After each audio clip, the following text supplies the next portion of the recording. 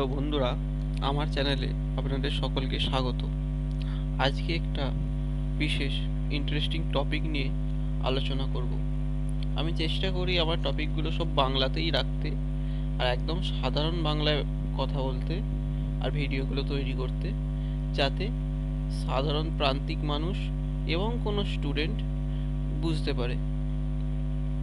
আজকের যে বিষয়টি নিয়ে আলোচনা করব সেটা হচ্ছে বায়োলজিক্যাল পেস্ট কন্ট্রোল বা জৈবিক উপায়ে পেস্ট নিয়ন্ত্রণ।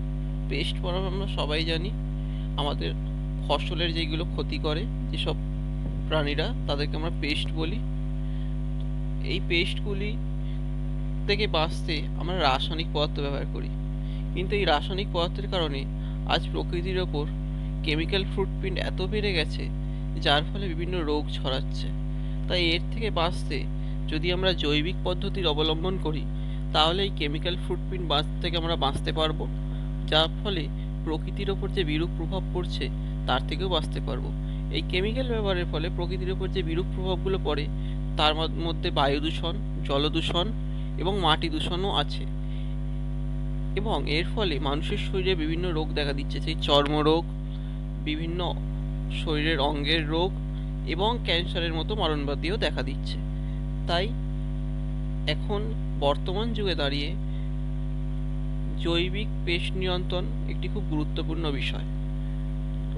আজকের বিষয়টি যারা একটু উঁচু ক্লাসের স্টুডেন্ট বা যারা কৃষক, উভয়ের জন্যই কার্যকরী। তো কেউ যদি পয়েন্ট করে নিতে, আমি পয়েন্ট ধরে ধরে এক্সপ্লেন করব, তো সে পয়েন্ট করে নিতে পারে, বা তিনি পয়েন্ট করে নিতে পারেন, লিখে নিতে পারেন। প্রত্যেকটি পয়েন্ট আমি ধরে ধরে এক্সপ্লেন করব। আজকে মোট 9টি পদ্ধতি এক্সপ্লেন করব, 9টি পদ্ধতি বা উপায়। অবশ্যই আজকের পদ্ধতিগুলো হবে লিভিং অর্গানিজমগুলো নিয়ে। যা কিছু আমরা জৈবিক পেস্ট নিয়ন্ত্রণ আজকে জানবো, এগুলো লিভিং অর্গানিজম দিয়ে, কোনো কিন্তু কেমিক্যাল দিয়ে নয়। কেমিক্যাল অর্থাৎ কোনো বায়োকেমিক্যালস দিয়ে।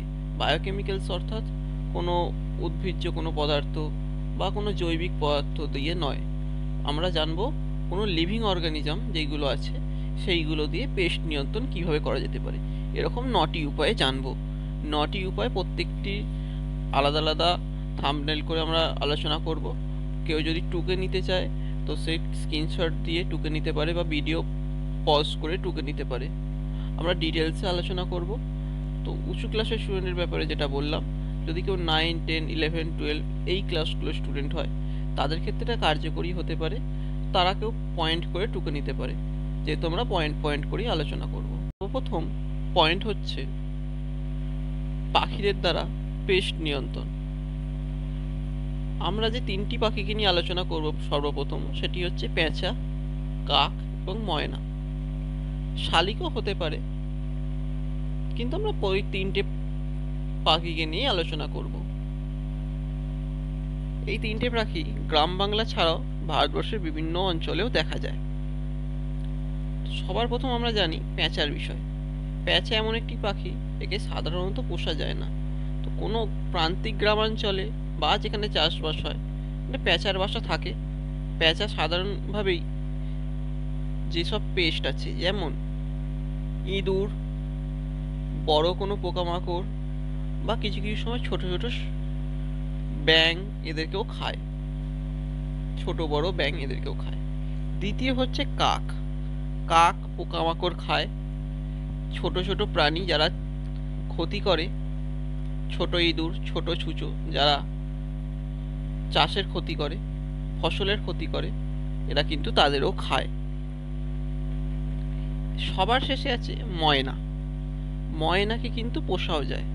তো কোনো চাষি যদি ময়নাকে পুষতে পারেন, বা ময়নার ঝাঁক, তো এরা সেক্ষেত্রে কি করতে পারে, কোনো একটি চাষ জমির ওপর যদি সেখানে পোকামাকড়ের প্রাদুর্ভাব থাকে, তো পোকামাকড়কে খেয়ে নিতে পারে। সেক্ষেত্রে পোকামাকড়কে যদি খেয়ে নেয়, চাষ জমিতে রাসায়নিক কীটনাশক বা পেস্টনাশক বা পেস্টিসাইড যেগুলো বলা হয়, সেইগুলোর ব্যবহার কম হবে বা একেবারে নাও হতে পারে। কাককেও সাধারণভাবে পোষা যায় না। তো কোনোভাবে যদি কাকেদের ঝাঁক আসে বা খাবার দিয়ে তাদের খাবারের লোভ দেখিয়ে আনা যায়, সেটাই সুবিধা। ময়নার ঝাঁককে পোষা যেতে পারে, প্যাঁচাকে পোষা যায় না। পাখিদের দ্বারা পেস্ট নিয়ন্ত্রণের এইটুকুই। এবার স্তন্যপায়ী প্রাণীদের দিয়ে পেস্ট কন্ট্রোলের মধ্যে আমরা 3টে প্রাণীকে রেখেছি: বেড়াল, বেজি, বাদুড়। বাদুড় একটা হয় ফল খাওয়া বাদুড়, বা যেটাকে ফ্রুট ব্যাট বলে। এটা ছাড়াও আরেক প্রকার বাদুড় পাওয়া হয় যারা শিকারী হয়। এরা শিকার করে এবং এদের দ্বারা পেস্ট কন্ট্রোল করা সম্ভব। এছাড়া আমরা রেখেছি বেড়ালকে এবং বেজিকে। এরা ছোট স্তন্যপ্রায়ী প্রাণী। এরা ইঁদুর, ছুঁচো এই জাতীয় যে সমস্ত পেস্ট আছে এদেরকে খেয়ে নেয়। এর ফলে কি হয়, আমাদের ফসল এবং শস্য যা এবং ফসলের যে গাছেরও যা ক্ষতি করে, এরা তা থেকে আমাদের কিন্তু রক্ষা করে। এদের না পুষলেও চলে। কোনো অঞ্চলে পেস্ট বেড়ে গেলে সেক্ষেত্রে কিন্তু এই সমস্ত প্রাণীদেরও তখন সেই অঞ্চলে আসা যাওয়া বেড়ে যায় এবং এরা স্বাভাবিকভাবেই পেস্টকে কন্ট্রোল করে। তাই এরা প্রাকৃতিকভাবে পেস্টকে কন্ট্রোল করে, এদেরকে কিন্তু পুষে আনার দরকার পড়ে না সাধারণভাবে। স্তন্যপায়ীদের দ্বারা পেস্ট কন্ট্রোলের এতটুকুই। এরপর আমরা চলে যাব পরবর্তী পয়েন্ট। সরীসৃপ শ্রেণীর প্রাণীদের দ্বারাও কিন্তু পেস্ট কন্ট্রোল সম্ভব। যেমন কারা? সরীসৃপদের মধ্যে রয়েছে টিকটিকি, গিরগিটি, সাপ, গোসাপ এবং উভচরদের মধ্যে কচ্ছপ এবং ব্যাঙ। এই প্রাণীগুলির দ্বারা পেস্ট নিয়ন্ত্রণ কিন্তু সম্ভব। সরীসৃপদের মধ্যে ছোট সরীসৃপ যেমন টিকটিকি, গিরগিটি এবং উভচরদের মধ্যে ব্যাঙ ও কচ্ছপ, এরা কিন্তু বিভিন্ন পেস্ট পোকামাকড় যারা থাকে তাদেরকে খেয়ে নেয়। বড় সরীসৃপদের মধ্যে যথা সাপ, গোসাপ, এরা কিন্তু বড় যেসব বড় পেস্ট বলতে জমিতে যে বড় ইঁদুর দেখতে পাওয়া যায় বা ছুঁচো, এদেরকে খেয়ে নেয়। তো এরা বড় পেস্টগুলোকে কিন্তু কন্ট্রোল করে। এইভাবে কিন্তু জমিতে সরীসৃপ ও উভচরদের দ্বারা পেস্ট কন্ট্রোল সম্ভব হয়। এবার চলে যাব পরবর্তী পয়েন্টে। এর পরের পয়েন্টে আমরা দেখছি শিকারী পোকার দ্বারা পেস্ট কন্ট্রোল। শিকারী পোকার মধ্যে আমরা 3টে রেখেছি: লেডিবাগ বিটল, প্রেয়িং ম্যান্টিস এবং ড্রাগন ফ্লাই। ড্রাগন ফ্লাই মানে ফড়িং, আমরা জানি। ফড়িংও ছোটোখাটো পোকাদের কিন্তু ধরে খায়। ফড়িংও শিকারী পাখি। প্রেয়িং ম্যান্টিস নামটা শুনেই বোঝা যাচ্ছে যেটি শিকারী পোকা এবং এটি অন্য পোকাদের ওপর আক্রমণ করে তাদের শিকার করে এবং শিকার করেই খায়। তো এক্ষেত্রে এটা যদি ব্যবহার করা হয় চাষ জমির ক্ষেত্রে, এরা চাষ জমিতে যেসব পেস্ট পোকামাকড় আছে তাদের শিকার করে খাবে এবং চাষির লাভ হবে। তৃতীয় আমরা দেখছি লেডিবাগ বিটল। লেডিবাগ বিটল মানে হচ্ছে গুবরে পোকা যেমন দেখতে হয় ওই রকম টাইপের পোকা, গুবরে পোকা বা ভোমরা পোকার মতো এই ধরনের পোকাদের কিন্তু বিটল বলা হয়। তো লেডিবাগ বিটল একটি ছোট বিটল প্রজাতির পোকা। এরা কি করে, এরা পেস্ট পোকামাকড়ের দেহে ডিম পাড়ে। এই ডিম ফুটে যখন বাচ্চা হয় এরা পেস্ট পোকামাকড়কে খেতে থাকে। এর ফলে পেস্ট পোকামাকড় মারা যায় এবং পেস্ট নিয়ন্ত্রণ হয়। তো লেডিবাগ বিটলের দ্বারা কিন্তু খুব সুন্দরভাবে পেস্ট কন্ট্রোল সম্ভব হয় এবং এটি কিন্তু বৃহৎভাবে কার্যকরী করা সম্ভব, বৃহৎভাবে কার্যকর হয় শিকারী পোকার দ্বারা পেস্ট নিয়ন্ত্রণ। এর ফলে কিন্তু প্রকৃতিতে কেমিক্যাল ফুটপ্রিন্টস কমতে পারে। এরপর আমরা চলে যাব পরবর্তী পয়েন্ট। এখনের পয়েন্ট হচ্ছে পরজীবী দ্বারা পেস্ট নিয়ন্ত্রণ। পরজীবী মানে আমরা জানি যারা পরের দেহে বা অন্যের দেহে বাসা করে এবং তার ভরসায় থাকে, হোস্টের ভরসায় থাকে এবং হোস্টের ক্ষতি করে। এই পরজীবী যে সমস্ত আণুবীক্ষণিক জীব আছে এরা হোস্টের ক্ষতি করে। তো কিছু ক্ষেত্রে হোস্ট মারা যায় বা হোস্ট দুর্বল হয়ে পড়ে। এক্ষেত্রে হোস্ট হয় পরজীবী যে সমস্ত প্রাণীরা হোস্ট হিসেবে শিকার কাদের করে না, পেস্ট পোকামাকড়দের। এর ফলে কি হয়, পেস্ট পোকামাকড়দের সংখ্যা দ্রুত হারে কমতে থাকে। তাই পরজীবীদের দ্বারা কিন্তু খুব ভালোভাবে পেস্ট নিয়ন্ত্রণ সম্ভব। এখানে আমরা যে সমস্ত পরজীবীগুলোকে নিয়ে আলোচনা করব সেগুলি হলো, এখানে আমরা যে 3টি পরজীবী প্রাণীর কথা বলবো, তার মধ্যে একটি হলো ট্রাইকোগ্রামা ওয়াস্প। এটি ধান ও আখের পেস্টের বিরুদ্ধে খুব ভালোভাবে কাজ করে। আর দুটি হলো ব্র্যাকনয়েড এবং ইকনিউমন ওয়াস্প। এটি শুঁয়োপোকার বিরুদ্ধে ভীষণভাবে কার্যকরী বা শুঁয়োপোকা নিয়ন্ত্রণে সাহায্য করে। এরপর চলে যাব পরবর্তী পয়েন্ট। পরবর্তী যে পয়েন্টটি আমরা আলোচনা করব সেটি হচ্ছে নিমাটোডস দ্বারা পেস্ট নিয়ন্ত্রণ। নিমাটোডস কারা? যারা মাটির নিচে বসবাস করে। এরকম দুটি প্রজাতিকে নিয়ে আমরা আলোচনা করব। স্টেইনার নিমা স্পিসিস, এটি মাটির নিচের গুবরে পোকাকে মারতে সাহায্য করে বা এদের সংখ্যা কমায়। আরেকটি আছে হেটারোডিটিস স্পিসিস, এটি কী করে? উইপোকা এবং বোরাল লার্ভা এগুলিকে নিয়ন্ত্রণ করে। এরপর আমরা চলে যাব পরবর্তী পয়েন্টে। এখন যে পয়েন্টটি নিয়ে আলোচনা করব সেটি হচ্ছে ছত্রাক দ্বারা পেস্ট নিয়ন্ত্রণ। আমরা তিনটি ছত্রাক নিয়ে আলোচনা করব, তিনটি ছত্রাকের স্পিসিস নিয়ে। প্রথমটি হলো বিউভেরিয়া বেসিয়ানা, এটি অ্যাফিড, বিটল এবং সাদামাছিকে নিয়ন্ত্রণ করে। দ্বিতীয়টি হলো মেটারিজিয়াম অ্যানিসোফিলা, এটি উইপোকা এবং পিঁপড়েকে নিয়ন্ত্রণ করে।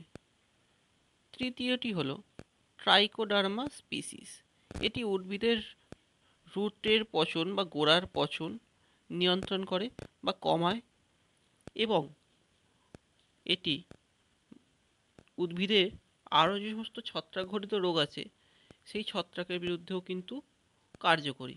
এছাড়াও উদ্ভিদের যে বৃদ্ধি, সেই বৃদ্ধিতেও কিন্তু সহায়তা করে এই ছত্রাক। এবার চলে যাব পরবর্তী পয়েন্ট। আমরা জানব ব্যাকটেরিয়া দ্বারা পেস্ট নিয়ন্ত্রণ। বেশ কিছু ব্যাকটেরিয়া আছে যারা আমাদের জৈবিকভাবে পেস্ট নিয়ন্ত্রণ করতে সাহায্য করে, আমাদের চাষিদের এবং অন্য কোনো প্রাণীর ক্ষতি না করেও, অর্থাৎ পেস্ট বাদে অন্য কোনো প্রাণীর ক্ষতি না করেও। কিভাবে?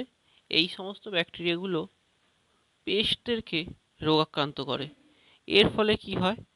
পেস্টরা ধ্বংস হয় এবং চাষির লাভ হয় এবং পরিবেশের কেমিক্যাল ফুটপ্রিন্ট কম হয়।